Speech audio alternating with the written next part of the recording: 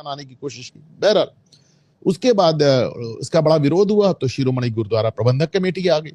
शिरोमणि गुरुद्वारा प्रबंधक कमेटी का पंजाब में कुल मिलाकर वही रोल है जो कश्मीर में हुर्रियत कॉन्फ्रेंस का। बड़ी जिम्मेदारी से कह रहा हूं। तो साहब इन्होंने भिंडरावाले को कुल मिलाकर एकदम स्वर्ण मंदिर सौंप दिया।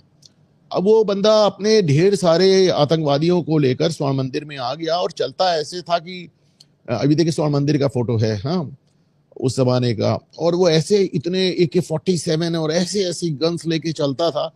और इसको ये संत कहते हैं। आपको ये संत चलता हुआ नजर आ रहा है।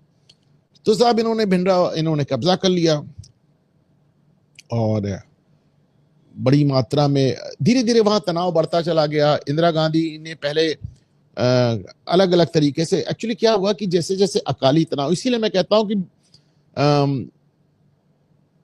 भस्मासुर नहीं बनाना चाहिए। इंदिरा गांधी ने लोहे से लोहा काटने की कोशिश की। उन्होंने अकालियों को डाउन करने के लिए, अच्छा उस समय जैल सिंह पंजाब के मुख्यमंत्री थे पहले, तो उन्होंने पलट के और जाके और ज्यादा वो रिलीजियस हो गए। वो महाराणा रंजीत सिंह के घोड़े का कोई वंशज था, उसको इंग्लैंड से ले आया और उसको पंजाब की सड़कों पे परेड कराने लगे। ये हाल हो गया कि उस घोड़े ने जहां जहां लीद की लोग उठा ले गए। अच्छा ये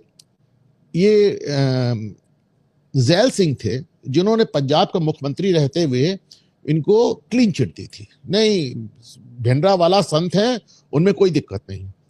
बाद में ये सिख समस्या को, जो एक अकाली समस्या, एक खालिस्तानी समस्या खड़ी हो रही थी, इसको, अच्छा ये सब पाकिस्तान के द्वारा हैंडल्ड था। हथियार भी आ रहे थे, ट्रेनिंग भी आ रही थी, सपोर्ट भी आ रहा था, पैसे भी आ रहे थे। तो इनको डाउन करने के लिए 1982 में इंदिरा गांधी ने जैल सिंह को राष्ट्रपति बना दिया। जैल सिंह केवल कक्षा 5 पास थे। मुझे अभी तक याद है, इंडिया टुडे में उनका एक इंटरव्यू छपा था जिसमें उन्होंने कहा था कि अगर इंदिरा जी कहें तो मैं फर्श पे झाड़ू लगाने को तैयार हूं। तो हालांकि वो बाद में बहुत कक्षा 5 पास थे, सब कुछ था, लेकिन बाद में उन्होंने राष्ट्रपति पद को बड़ी गरिमा भी दी।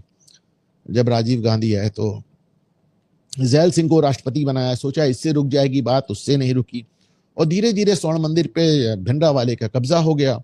बड़ी कोशिश की गई उनको वहां से निकालने के लिए, कई बार बात हुई और अंत में ये हो गया कि साहब उसको निकालने, अच्छा पुलिस के हाथ है, कुछ रह नहीं गया, तो वह आर्मी कार्रवाई हो गई। तो फिर फौज भेजी गई तो साहब जो होना था फिर हुआ। और फौज घुस नहीं पाई स्वर्ण मंदिर में क्योंकि अंदर से एकदम मशीन गन चल रही थी। बाद में पता चला कि अंदर से मशीन गनें थी, रॉकेट लॉन्चर्स थे और मोटार था, क्या क्या था अंदर, पूरी एक सेना बना रखी थी साहब।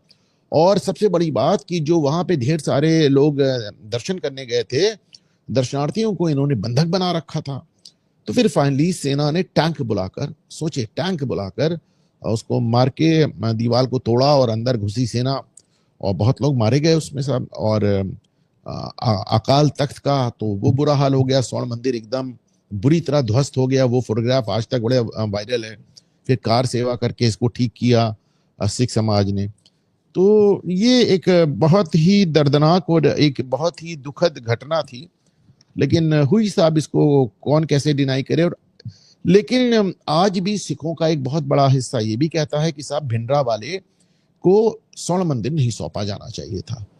लेकिन आज भी आप देखें कि ऐसे तमाम लोग हैं वहां पे जो शिरोमणि गुरुद्वारा प्रबंधक कमेटी के लोग हैं जो इन्हीं लोगों को पसंद कर रहे हैं और इन्हीं लोगों को ला रहे हैं।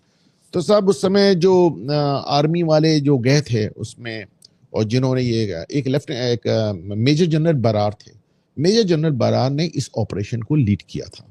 ये देखिए लेफ्ट हैंड पे आपको लेफ्टिनेंट जनरल बरार नजर आ रहे हैं, और हालांकि लेफ्टिनेंट जनरल लिखा है और मुझे याद पड़ता है मेजर जनरल थे। बीच में आपको जनरल सुंदर जी नजर आ रहे हैं और दाहिने हाथ पे जनरल वैद्य नजर आ रहे हैं। जनरल वैद्य उस समय आर्मी चीफ थे।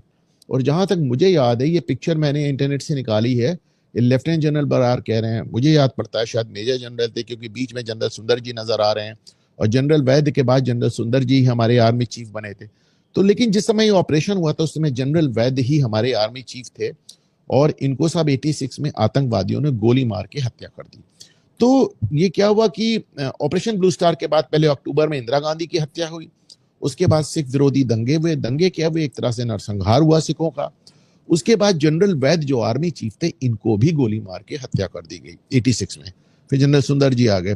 तो बराड़ साहब, खैर उनका उनका उनके ऊपर भी बड़े हमले हुए, लेकिन वो बच गए और वो आज तक बताते हैं कि साहब ये ऑपरेशन बहुत जरूरी था। तो ये हुआ, और इसके 4 साल के अंदर 1984 में ये हुआ, और 88 में एक बार फिर से आतंकवादियों के हाथ में आ गया अकाल तख्त। तो उसमें फिर आप समझें कि दूसरा ऑपरेशन चलाना पड़ा, और उस ऑपरेशन का नाम था ऑपरेशन ब्लैक थंडर। ये 9 मई से शुरू हुआ, 18 मई तक 9 दिनों तक चला। ये ऑपरेशन बड़ा था। इसमें जो 2 हीरो थे, ये बाएं हाथ पे आप केपीएस गिल साहब थे, जिन्होंने ये ऑपरेशन चलाया था, जो बाद में करीब 2.5-3 साल पंजाब के डीजीपी भी रहे। और लेकिन जिस समय ऑपरेशन हुआ था 88 में, उस समय ये दाहिने हाथ पे जिनको आप देख रहे हैं, ये डीजीपी थे इसके पंजाब के, और ये है जूलियन रिबेरो। जूलियन रिबेरो एक बहुत ही सक्षम आईपीएस अधिकारी थे, बंबई के पुलिस कमिश्नर थे, गुजरात के डीजीपी हुए, और इनको फिर पंजाब का डीजीपी बनाकर भेजा गया। तो ये दोनों अधिकारी थे जिन्होंने ऑपरेशन ब्लैक थंडर किया है। और इस बार क्योंकि ये उससे एक सबक ले चुका थे, उससे ऑपरेशन ब्लू स्टार से, तो इस बार बड़ा अच्छा ऑपरेशन हुआ। और आप देखें कि इस बार ऑपरेशन की खास बात यह हुई कि 41 आतंकवादी मारे गए, और हमारा एक भी जवान नहीं मारा गया, क्योंकि ऑपरेशन ब्लू स्टार में हमारे बहुत जवान मारे गए थे। तो इस बार हमारा एक भी जवान नहीं मारा गया, 41 आतंकवादी मारे गए और बाकी सबने सरेंडर कर दिया। लेकिन उसमें एक बहुत बड़ी भूमिका एक ऐसे आदमी की थी जो रिक्शे वाला बन के घुसा था उसमें गोल्डन टेम्पल में, और जहां का जाके उसने आतंकवादियों को यकीन दिला दिया था कि मुझे पाकिस्तान की आईएसआई ने भेजा है। 2 दिन वो आदमी अपनी जान पे खेल कर गोल्डन टेम्पल के अंदर रहा, और जब वो बाहर आया तो उसको पूरा आइडिया हो गया था कि अंदर साहब क्या मामला है, कितने लोग हैं, कहां पे हथियार है, और कमांडो कार्रवाई कैसे होनी है। कमांडो कार्रवाई फिर इनको दिया गया, केपीएस गिल साहब को, उन्होंने बहुत अच्छा किया। पर वो कौन आदमी था आईबी का जो अपनी जान पे खेल के अंदर गया था? वो हमारे दोवाल साहब थे। उनको राजीव गांधी ने एक स्पेशली भेजा था, और ये आप दोवाल साहब को राजीव गांधी के साथ देख सकते हैं। तो ये पीछे उस जमाने के हमारे नेशनल सिक्योरिटी एडवाइजर नजर, ये जो एनएसए नजर आ रहे हैं पीछे हमारे, और बाद में दोवाल साहब आज एनएसए हो गए।